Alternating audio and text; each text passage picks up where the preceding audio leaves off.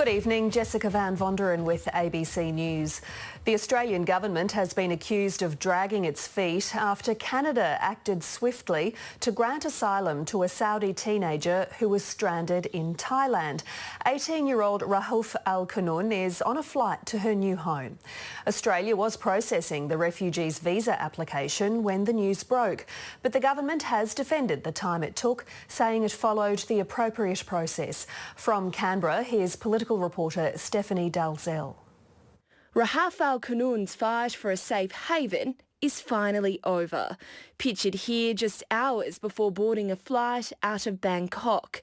"I did it," she tweeted, before taking off. Canada is a country that understands how important it is to stand up for human rights, to stand up for women's rights around the world. As the breakthrough was announced in Canada, Australian officials were still processing her asylum case. We welcome the fact that Ms Alqunun is going to be taken into the Canadian humanitarian program because our first priority has been the safety of Ms Alqunun. Australia was the first choice for the Saudi refugee, and the Immigration Minister says the government had been working with the UNHCR to ensure her claim was assessed appropriately.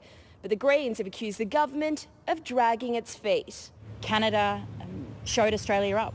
Justin Trudeau showed leadership and showed up Scott Morrison. Historically, Australia has insisted that relevant health and security checks are undertaken before a person travels to Australia, whereas Canada has a specific mechanism in place whereby those sorts of checks can be undertaken after the person has arrived. Canada, as you know, has been closely Today, this chapter of Rahaf Alqunun's story ended the way it started, on social media. I'm still in the room. Thanking people for their support and for her new life. Rahaf Mohammed Alqunun, mark my words, is going to start a revolution in Saudi Arabia. Go on social media now and watch the accounts of so many young Saudis saying, Rahaf, you have shown us that we can do this. I want asylum. But renouncing Islam and fleeing her family will come with ongoing danger, a risky journey that others